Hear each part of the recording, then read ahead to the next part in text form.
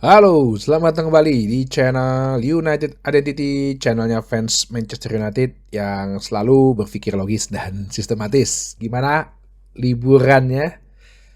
Plong ya rasanya kalau Manchester United menang gitu, Sabtu, Minggu, Senin gitu.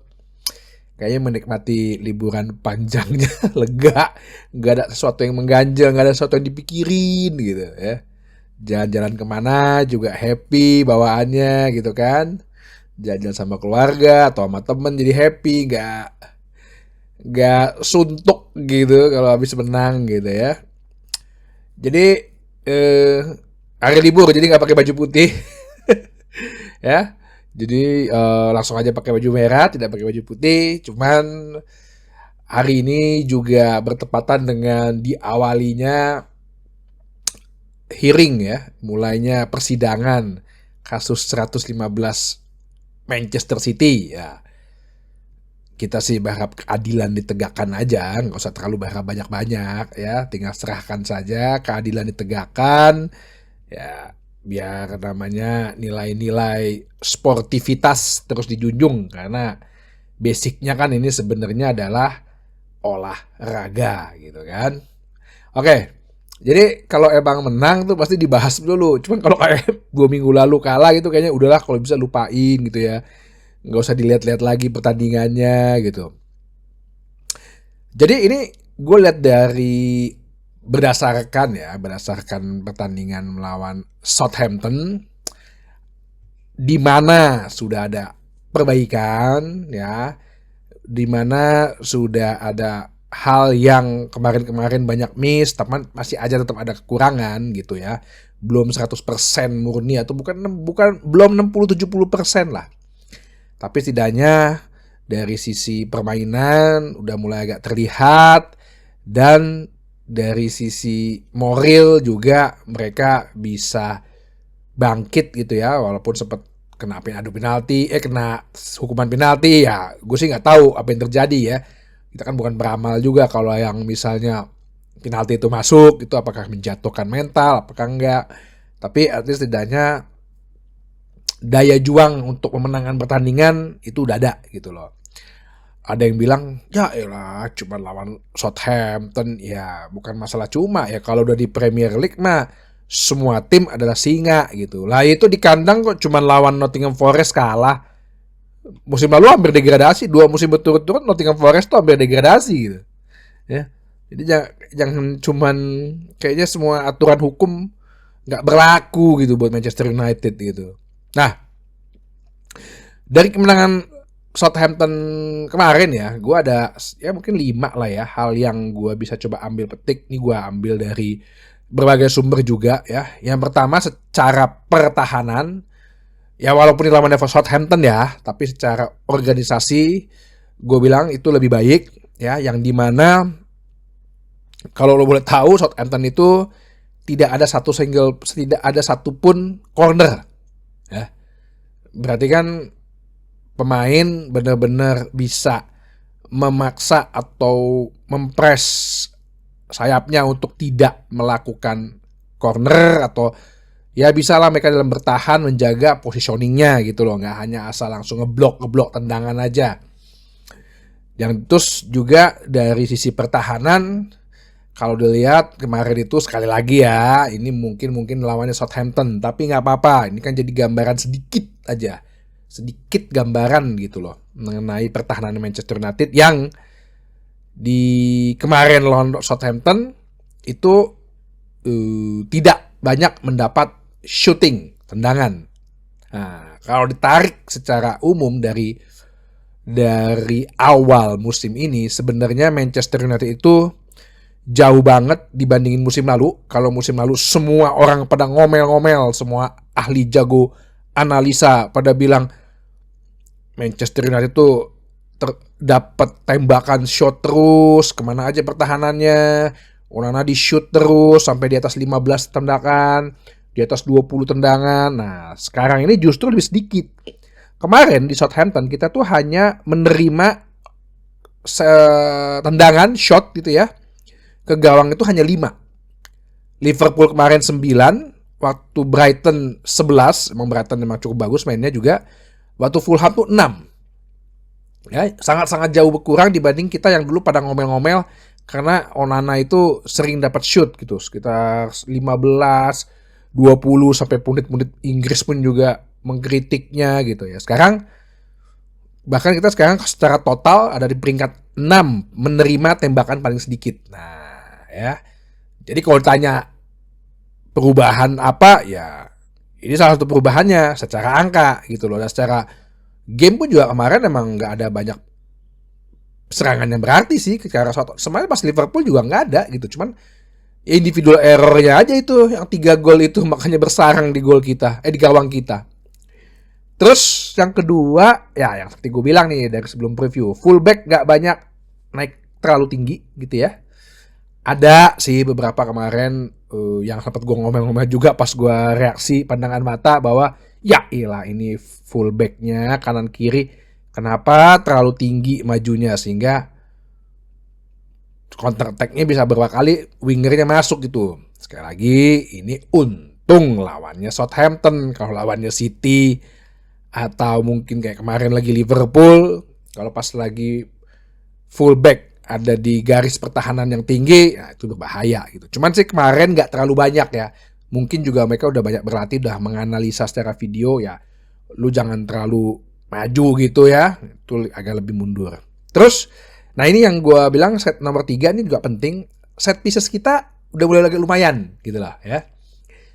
Dalam kemarin kita gol ke gawang Southampton, 2 gol itu sebenarnya berawal dari set pieces, itu dari tendangan sudut gitu. Nah set piecesnya itu kemarin tidak ada yang kemarin dari gol itu justru yang set pieces pendek, short ya. Short set pieces yang ke arah gelandang, nanti antara si siapa namanya Bruno bikin crossing atau Rashford akhirnya shooting. Nah, tapi berawal dari set pieces. Jadi kemarin tuh sepertinya Andreas Johnson ini benar-benar melihat bahwa adaptif strateginya. Mungkin mereka ngeliat kalau set pieces langsung kayaknya kita kalah orang karena si Southampton ya namanya klub papan bawah gitu ya, pasti ketika bertahan apalagi set pieces itu pasti akan numpuk banyak pemain belakang di area 6 yard box gitu ya, kotak penalti dan 6 yard box-nya itu box yang garis kotak gawang lah ya, kotak penjaga gawang itu banyak. Jadi dia mengambil strategi, MU itu mengambil strategi untuk melakukan short set pieces yang pendek gitu ya, ke gelandangnya, kemananya, nggak langsung, nggak direct gitu, nggak long. Nah ini yang gue bilang sih menurut gue harus bisa lebih banyak diperbaikin lagi nih. Terus yang keempat, ini Bran Ugarte gue rasa nanti akan menjadi starter. Jadi seperti yang pernah gue bilang juga, kehadiran Ugarte karena murni memang butuh gelandang yang lebih muda, lebih energik, walaupun pada saat kemarin babak kedua Casemiro itu masuk sih ya karena permainannya juga ada open play ya, Casemiro jadi lebih lepas gitu. Cuman gue agak ngelihat kalau Ugarte ini sebenarnya pertama tipenya sama Casemiro ya, cuman dia gelandang yang lebih tahu diri gitu loh. Tahu dirinya kenapa? Dia bukan carrier ball yang handal gitu, tipe ala De Jong atau Michael Carrick gitu, tapi dia lebih bermain efektif atau efisien gitu. Kalau kemarin kan pas lawan Liverpool sebenarnya udah terlihat Casemiro tuh agak memaksakan gitu loh, agak memaksakan menjadi seorang carrier ball gitu. Dia sebenarnya sih ya sebenarnya sebagai breaker aja. Nah kemarin Ugarte tuh bukan pemain yang terlalu memaksakan gitu loh untuk menjadi pembawa bola atau menjadi seorang deep lying midfielder, enggak. Dia bermain efektif aja gitu loh. Nah ini yang gue rasa sih yang mungkin benar-benar diinginkan oleh Erik ten Hag gitu, untuk melengkapi atau gue bilang kepingan kecil lah dari game plan-nya dia. Terus yang kelima, ini gue agak amazed juga. Ternyata perpaduan si Mazraoui sama Amad Diallo itu padu gitu loh. Itu nyetel gitu loh ya. Amad Diallo dulu kan gue sempet agak sedikit bikin episode gitu ya, bikin yang episode sedikit agak kesel gitu loh waktu ada alasan bahwa Mazraoui mau dibeli untuk mengoptimalkan Anthony, beritanya kan gitu. Sampai gue bilang lah, kenapa kita mesti ribet atau jadi pusing ngurusin Anthony gitu loh. Kok harus beli back kanan yang untuk menservis dia gitu. Nah, pada kenyataannya dalam 3 pertandingan ini, ya 2 lah ya, karena kan yang kemarin Liverpool Ahmad cadangan, Mazraoui, apalagi kemarin Southampton, Mazraoui dengan Amad Diallo nih cukup klop nih, cukup nyetel nih ya. Kalau ngeliat berapa kali backnya sendiri, fullback baik Dalot maupun Mazraoui khususnya itu berani untuk overlapping. Berapa kali overlapping ya. Terus cutback dengan akhirnya yang pada gol ketiga cutback itu menghasilkan gol. Tapi nyetel lah antara Mazraoui sama Amad Diallo yang gue rasa ini akan menjadi pilihan utama untuk kedepannya. Semoga nggak ada cedera-cedera gitu ya yang bisa membuat kita ya nggak bisa mengoptimalkan nih kombinasi 2 orang pemain ini nih. Tinggal kita tunggu sebelah kirinya nih. Kalau di kirinya kan agak kurang jalan ya. Kayaknya Rashford nggak sehati gitu medalot gitu. Ya semoga kalau dengan Luke Shaw datang ya ini bisa lebih baik gitu. Nah, ini gue juga ada data gitu ya. Jadi kemarin kan banyak kan bilang apa sih Ten Hag nih nggak ada perubahan sama sekali, nggak ada ini. Ya lu pertama nggak nonton pertandingannya, kedua kalau lu nggak nonton, at least setidaknya lu punya data, udah itu aja deh ya. Kan lu seneng nih main data nih, main statistik nih. Lu kan demen nih ala-ala Football Manager nih yang pada gue nggak ngerti deh mereka emang beneran tahu bola atau cuma pengen direcokin doang gitu ya. Jadi lu googling aja data football statistik Premier League gitulah ya. Banyak referensinya di googling gitu. Nah, gue ini ngambil dari footmod.com ya, sama dari premierleague.com juga. Bahwa sebenarnya secara statistik ada beberapa hal yang cukup signifikan meningkat dibandingkan musim lalu ya, di masa kepelatihannya Erik ten Hag ini. Tadi nomor 1 udah gue sebut, yaitu kita hanya sedikit menerima tembakan, yang dimana sekarang kita ada di peringkat 6 sebagai tim yang menerima dikit tembakan, yaitu 6. Tahun lalu kita itu peringkat 19 sebagai tim yang paling banyak menerima shoot ke gawang ya. Untuk tackle kita tuh sekarang adalah nomor 1.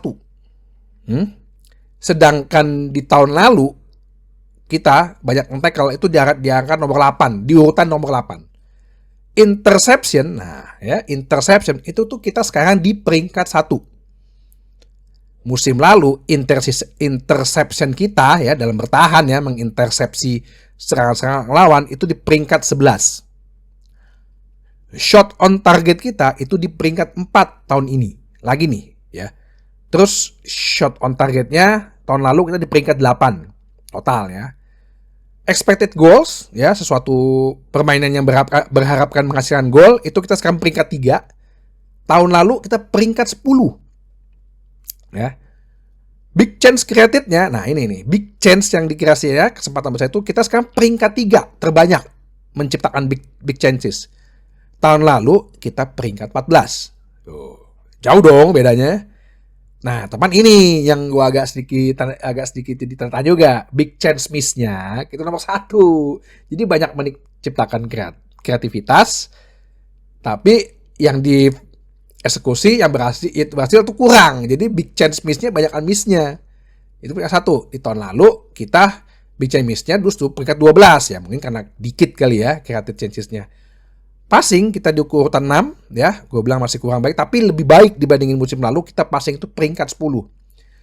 Penyelamatan, nah nih penyelamatan kiper kita ini musim ini peringkat 1, tau nggak? Terus lu masih lagi ngejek Onana gitu, hah? Tahun lalu kita tuh di 17 di save ya, itu pun dengan kita banyak menerima tembakan. Oke. Clean sheet kita nomor 3. Ya lah, baru 2 pertandingan ya clean sheet-nya ya. Tahun lalu clean sheet kita nomor 8, peringkat 8. Peringkat 8, maaf. Possession won ya, menang possession di 3/4, jadi udah masukin daerah lawan gitu ya. Jadi kalau possessionnya di daerah pertahanan sendiri kan cuma umpan-umpan back doang gitu. Itu kita peringkat sekitar 3 atau 4 ya. Sedangkan tahun lalu itu sekitar di 3 sampai 10.